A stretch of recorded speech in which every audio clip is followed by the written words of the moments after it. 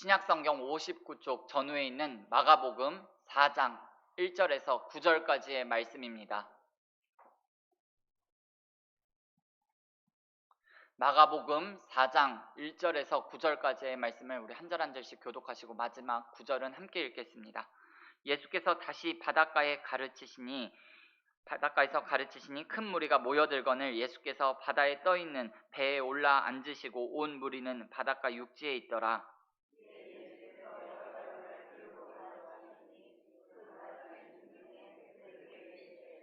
들으라, 씨를 뿌리는 자가 뿌리러 나가서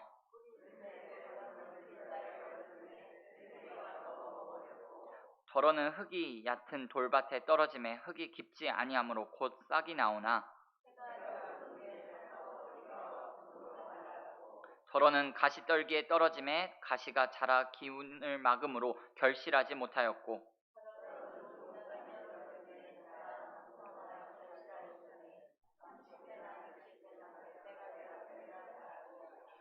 또 이르시되 들을 귀 있는 자는 들으라 하시니라. 아멘. 잠시 기도하겠습니다. 이 새벽에 예물 드린 분이 있습니다. 어떠한 상황 가운데서도 늘 감사하며 주만 바라보게 하옵소서. 이명자 권사님 감사헌금 예물 드리셨습니다. 잠시 기도하겠습니다. 사랑과 은혜와 자비가 무한하신 아버지 하나님 감사합니다. 8월 월상 예배로 모이게 하시고 하나님 이 새벽에 기도하며 주신 말씀 붙잡고 이번 한 달도 이번 한 주간도 하나님 어떠한 환경과 상황에 놓인다 할지라도 주신 말씀 기억하며 기도의 사람 되어질 수 있도록 은혜 베풀어 주시옵소서. 하나님 무더운 여름 가운데 피곤치 않고 곤비치 않도록 하나님 우리의 건강을 지켜주시고 늘 날마다 새힘 주셔서 주님 주시는 능력으로 하루하루를 살아갈 수 있도록 은혜 위에 은혜를 더하여 주시옵소서. 오늘도 생명 연장하여 주신 주님 감사를 드립니다. 하나님 이 하루를 우리에게 허락하여 주셨을 때 이 하루를 소중하게 여기며 오늘 하루도 겸손하게 하시고 온유하게 하시고 내가 만나는 모든 사람들에게 예수 복음을 전하고 외칠 수 있도록 은혜 위에 은혜를 더하여 주시옵소서. 하나님 이명자 권사님 어떠한 상황 가운데서도 늘 감사하며 주만 바라보게 하옵소서. 이와 같은 제목으로 감사헌금 예물 드렸습니다. 하나님 어떠한 상황에 놓인다 할지라도 어떠한 문제 앞에서도 하나님 문제보다 크신 하나님을 바라보는 믿음의 눈을 허락하여 주시사 당당하고 귀하게 값지게 권사님의 삶이 쓰임받는 삶 되어질 수 있도록 은혜 위에 은혜를 더하여 주시옵소서. 성령 하나님 정말 경제는 힘들고 모든 상황과 여건이 어렵다라고 말하는 이때 하나님 우리 은자교회에 속한 믿음의 기업들을 주님께서 지켜주시기를 원합니다. 하나님 수입이 늘어날 수 있게 도와주시고 불필요한 지출들은 막아주셔서 하나님 정말 하나님의 나라를 위하여서 귀하게 쓰여지는 우리 사업장들 되어질 수 있도록 복에 복을 더하여 주시옵소서. 남다른 은혜를 허락하여 주시옵소서. 특별한 지혜를 허락하여 주셔서 아버지 하나님 남들이 볼 수 없는 것들을 볼 수 있는 눈도 허락하여 주시고 하나님 정말 좋은 물건들이 연결되어질 수 있도록 은혜를 베풀어 주시고 좋은 만나야 할 사람들은 꼭 만나게 하시며 피해야 할 사람들은 피하는 귀하고 복된 한 달이 되어질 수 있도록 은혜 베풀어 주시옵소서. 하나님 이 일을 위하여서 함께 동역하는 새벽 기도자들이 있습니다. 새벽 기도자들의 건강을 지켜주시고 하나님 새벽 기도자들이 이곳에서 기도하는 그 곳곳마다 하나님 정말 복음의 열매가 맺혀질 수 있도록 성령 하나님 강하게 역사하여 주시옵소서. 사랑의 아버지 하나님 특별히 우리 은자교회 가운데 원치 않는 질병으로 고통받고 있는 환우들이 있습니다. 하나님 이 시간 찾아가 주셔서 예수님의 보혈로 덮어주시고 아버지 하나님 아픈 부위마다 정말 불치병입니다. 난치병입니다. 고질병입니다. 하나님 수많은 병원을 찾아가 봤고 수많은 의사들을 만나봤고 약을 먹어봤지만 되지 않는 질병입니다. 하나님 그러한 질병일지라도 십자가의 보혈 아래 아버지 하나님 그 보혈의 능력으로 치료하여 주시고 고쳐주시고 안수안찰하여 주셔서 이 시간 고침받고 낫는 역사 꼭 볼 수 있도록 함께 경험할 수 있도록 은혜 베풀어 주시옵소서. 하나님 각자의 기도하는 제목들이 있습니다. 간구하는 소원들이 있습니다. 이 새벽에 기적의 사인을 허락하여 주시고 응답의 사인을 허락하여 주셔서 하나님 아버지 이 모든 것들을 하나님께서 이루어 가시는 것들을 함께 바라볼 수 있는 아버지 하나님 이번 한 달 되어질 수 있도록 은혜 베풀어 주시옵소서. 감사하며 예수님의 이름으로 축복하며 기도드리옵나이다. 아멘. 참 잘 오셨습니다. 8월 월상 예배 오늘 이 시간에 우리에게 주시는 하나님의 말씀 마가복음 4장 1절에서 9절까지를 중심으로 하나님의 통치가 이루어지는 곳이 하나님 나라다, 이와 같은 제목으로 잠시 하나님의 말씀을 나누도록 하겠습니다. 마가복음 4장에는 세 가지 비유가 나옵니다. 네 종류 밭에 떨어진 씨앗 비유, 자라나는 씨앗 비유, 겨자씨 비유, 이렇게 씨앗 비유 3종 세트가 나옵니다. 그런데 이 세 가지 비유가 공통적으로 말하고 있는 것은 하나입니다. 다름 아니라 하나님 나라에 대한 이야기입니다.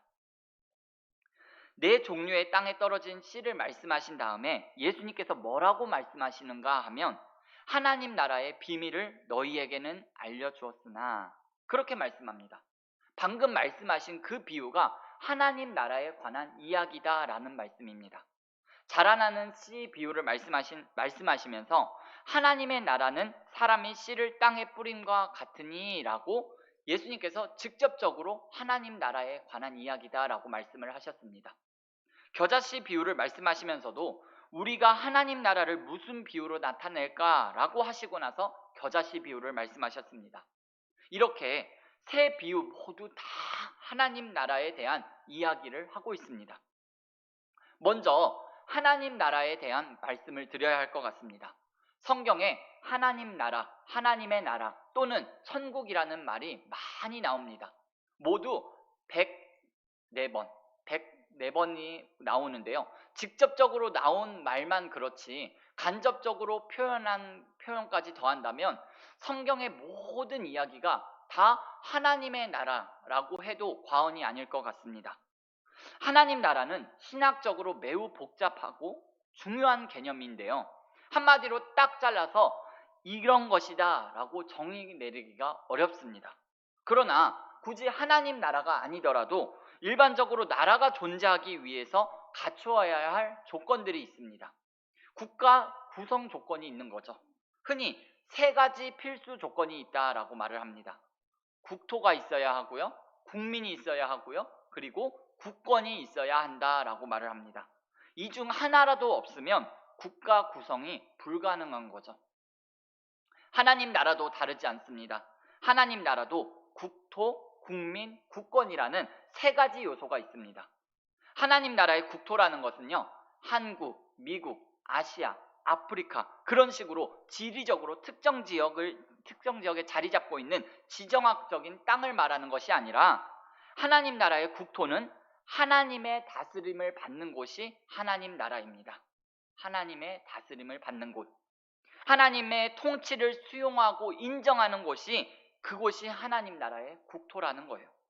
그러니까 그 말은 다시 말하면요, 휘황찬란한 교회도 하나님 나라의 영토가 아닐 수도 있고, 저 산골짜기 오두막이 하나님의 영토가 될 수 있다라는 말이에요.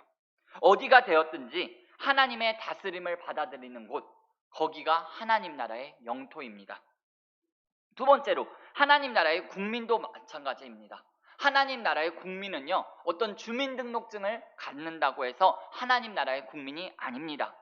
하나님을 믿고 하나님의 통치를 받아들이는 사람들이 하나님 나라의 국민들입니다. 그러니까 이 경우도 단지 교회를 출입한다고 해서 하나님 나라의 국민이라고 할 수 없고, 하나님의 다스림을 받으면서 사느냐 아니냐가 중요한 거죠. 하나님의 통치에 순응하면서 사는 것, 그것이 하나님 나라의 아이디라는 거예요. 마지막으로 하나님 나라의 국권을 말하자면, 여러분, 대한민국의 주권은 어디에서 나오나요? 국민에게서 나온다라고 했습니다. 국민이 곧 국가입니다. 그런데 세상 국가의 주권은 국민에게서 나올지 모르지만 하나님 나라의 주권은 그렇지가 않습니다. 국민에게 있지 않습니다. 하나님 나라의 주권은 국민에게서 나오는 것이 아니라 하나님에게서 나옵니다. 하나님이 다스린다. 하나님이 다스리는 하나님 나라, 하나님의 통치가 곧 하나님의 주권입니다. 여기서 우리가 한 가지 꼭 알아야 할 사실이 있습니다. 뭐냐 하면, 교회가 곧 하나님 나라는 아니다라는 거예요. 교회와 하나님 나라가 동격이 아니라는 거예요. 하나님 나라는 교회를 포함하는 좀 더 넓은 포괄적인 개념입니다. 그러니까 교회는 하나님 나라의 전부가 아닌 일부다라고 여러분 이렇게 이해하시면 될 것 같습니다. 이제 오늘 세 가지 씨앗 비유에 나타나는 하나님 나라에 대해서 여러분과 함께 생각해 보려고 합니다. 여러분, 세 가지 씨앗 비유에 나타난 하나님 나라는 어떤 모습인가요? 이 세 가지 씨앗 비유가 각각의 씨앗이 모두가 동일한 경험을 하게 됩니다. 뭐냐 하면 씨앗은 결국에는 풍성하고 창대한 열매를 맺게 되지만 풍성하고 창대한 열매를 맺는 그 과정, 맺기 되기까지는 적지 않은 어려움과 위기를 만납니다. 이것이 씨앗 비유가 가진 공통점이라고 할 수 있습니다. 첫 번째로 네 종류의 땅에 떨어진 씨앗은 어떤 어려움과 위기를 만나나요? 씨앗이 새들한테 쪼아 먹히기도 합니다. 뿌리를 내리지 못해서 햇빛에 타 죽기도 합니다. 가시떨기에 먹혀서 질식해서 정말 죽기도 하고요. 그러니까 확률적으로는 4분의 3은 실패하는 거예요. 그런데 마지막 4분의 1이 열매를 맺습니다. 어느 정도로 열매를 맺는가 하면 30배, 60배, 100배의 열매를 맺습니다. 두 번째로 자라나는 씨앗은 어떤가요? 이 비유에서 씨앗을 뿌린 사람은 씨앗이 어떻게 자라는지 알지 못합니다. 자기 혼자 자라는 씨앗입니다. 씨앗 혼자서 싹을 틔우는데 그러니까 많은 역경과 어려움이 있습니다. 비바람, 폭염, 가뭄, 벼락에 시달립니다. 그러나 그런 가운데서도 씨앗은 무럭무럭 자라서 열매를 맺혀서 결국 농부가 추수하는 날이 오고 맙니다. 마지막으로 겨자씨 비유는 어떤가요? 겨자씨는 아주 작습니다. 우리나라에는 겨자 나무도 없고 겨자씨도 없습니다. 겨자씨는 정말 작다고 합니다. 작다는 말이 과분할 정도로 작다고 합니다. 너무 작아서 손에 잡을 수가 없다고 합니다. 마치 먼지와 같다고 합니다. 스카치 테이프를 붙여서 보면 거뭇거뭇한 것이 붙어 있는 게 보이는데 그게 바로 겨자씨라고 합니다. 그런데 그렇게 작은 겨자씨가, 그렇게 작은 씨앗이 자라서 결국 어떻게 되나요? 많은 새들이 와서 그 가지에 둥지를 틀고 깃들이면서 쉬는 큰 나무가 됩니다. 여러분, 마가복음에는 나오지는 않지만 예수님께서 하나님 나라의 비유에 대해서 말씀하신 것 중에 누룩의 비유가 있습니다. 누룩의 비유. 하나님 나라는 가루 세말 속에 들어간 누룩과 같다 그랬습니다. 그런 밀가루 반죽할 때 누룩을 집어넣는데 한 양동이를 갖다 넣는 사람이 있나요? 없습니다. 한 숟가락 집어넣는 거예요. 그러니 가루 세말 속에 들어간 그 한 숟가락 누룩, 무슨 표시가 나겠어요? 그리고 그 밀가루 속에 들어가 있는 누룩에 대한 것을 알 사람이 있을까요? 표시가 나지가 않아요. 지금은 전혀 존재감이 없습니다. 아무런 흔적도 보이지가 않습니다. 그런데 하루 지나가 보면 알게 됩니다. 가루 반죽은 부풀어서 그릇을 넘치게 됩니다. 자, 이렇게 어떤 씨앗은 4분의 3이나 실패하고 어떤 씨앗은 별로 관심도 받지 못한 채 혼자 자라고 어떤 씨앗은 너무나도 작아서 전혀 존재감이 보이지도 않고 가루 속에 들어간 누룩은 흔적도 안 보이지만 그러나 이 씨앗의 결국은 자라서 100배의 열매를 맺고 꾸준히 성장을 해서 추수를 맞고 자라서 큰 나무가 되고 가루 세마를 온통 부풀려서 그릇을 차고 넘치게 만듭니다. 아무도 예상하지 못한 큰 반전이 일어나는 거예요. 없어질 것 같고 타 죽을 것 같고 그대로 끝일 것 같은데 그렇게 되지 않고 기어이 살아남아서 세상의 역사와 판도를 바꾸는 커다란 영향력을 행사하는 세력이 된다. 이것이 바로 하나님 나라의 특성입니다. 여러분, 다시 말해서 하나님 나라의 특성이 이렇다는 말은요, 그리스도인이라고 불리는 사람들의 특성도 이와 같다라는 말입니다. 제가 마가복음 말씀을 시작하는 첫 시간에 말씀드린 것처럼 마가복음은요, 로마 황제 네로의 폭정에 치하해서 정말 시달리는 기독교 신자들을 격려하기 위해서 쓰여진 일종의 응원가라고 말씀을 드렸습니다. 여러분들에게 한번 여쭤보고 싶은데요, 누가 응원을 해주면 그 응원을 받아야 하나요? 아니면 거절해야 하나요? 네, 받아야 합니다. 당연히 받아야 하는 것이 온당한 태도입니다. 여러분, 지금까지 살아오시면서 내가 힘들고 괴로울 때 다른 사람이 나를 응원해주고 격려해주고 좋은 말 해주었던 경험, 여러분 들어보신 경험이 다들 한두 번 있으실 거예요. 들어본 것뿐만 아니라 역으로 내가 그 사람을 세워주고 격려해주고 칭찬해준 경험 여러분들 있으실 건데요. 오히려 내가 받을 때 그 응원, 그 경험을 한번 상상해 보세요. 여러분, 좋은 마음으로 받아들이셨나요? 좋은 마음으로 내가 받아들였다라고 하신다면 저는 여러분들 정말 그런 분들을 칭찬해드리고 싶습니다. 정말 수용성이 좋은 분들이고요, 마음의 터가 이쁜 분들이세요. 그런데 그렇지 못한 경우도 많이 있는 것 같습니다. 요즘 뉴스를 통해서 아니면 여러분들 주변의 소식을 통해서 접하는 소식들, 요즘 우리 사회가 갖게 되는 가장 안타까운 느낌이 뭐냐 하면 우리 사회가 부정의 정서가 강한 것 같습니다. 부정의 정서. 심리학 용어 중에 faking bad라는 말이 있는데요. faking bad. faking bad라는 말이 뭐냐 하면 나쁘게 속이기라는 말이에요. 이게 뭐냐 하면 자기의 실제 상태보다 자기 자신을요 더 나쁘게 보는 거예요. 예를 들어 이런 거예요. 내가 그렇지 뭐, 그런 생각. 나는 뭘 해도 안 돼. 그런 생각이 이 사회 가운데 너무 강한 거예요. 내가 그렇게까지 못난 사람은 아니에요. 내가 그렇게까지 못나고 열등한 존재가 아닌데 자기 스스로를 너무 낮게 여기는 거예요.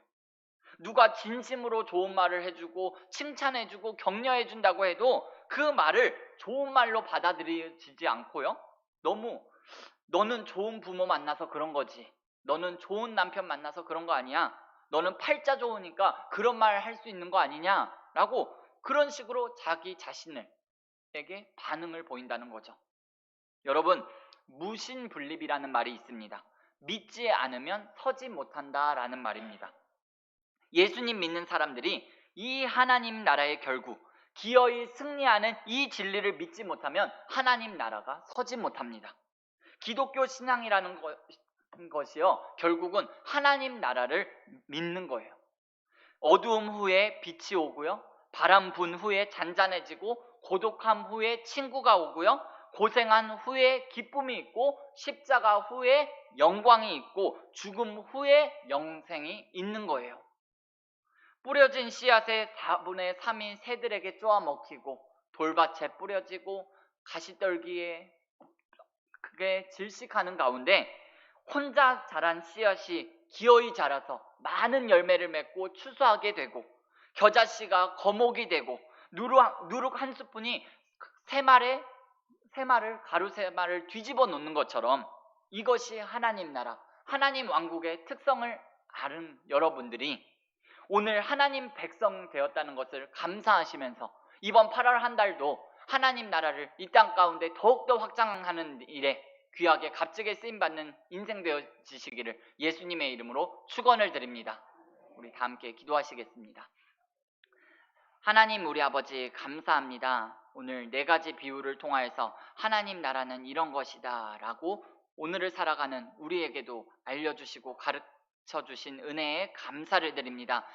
하나님, 이 땅을 살아가면서 내가 있는 그 자리에 하나님의 다스림을 나타내 보이고 하나님의 통치를 인정하며 살아가는 우리의 삶이 되어질 수 있도록 하나님, 우리 한 사람 한 사람을 붙잡아 주시옵소서. 하나님, 우리의 생각도 붙잡아 주시고 우리의 마음도 지켜주셔서 오직 하나님의 다스림이 나를 통하여서 더욱더 확장되고 힘있게 확장되어지는 것 바라볼 수 있도록, 경험할 수 있도록 은혜 위에 은혜를 더하여 주시옵소서. 하나님, 8월 한 달 동안도 지켜주시고 하나님, 곳곳에서 수많은 간증거리들이 넘쳐나고 하나님, 오직 은혜가 우리 교회를 덮을 수 있도록 하나님께서 부어주시고 쏟아주시는 은혜로 이번 한 달도 넉넉함 가운데 이기며 승리하며 살아갈 수 있도록 은혜 위에 은혜를 더하여 주시옵소서. 하나님 나라의 백성이라는 절대 정체성을 잊지 않게 도와주시고 내가 하나님 나라의 백성이요 소유된 나라라는 것을 꼭 기억하며 살아갈 수 있도록 하나님 은혜 베풀어 주시옵소서.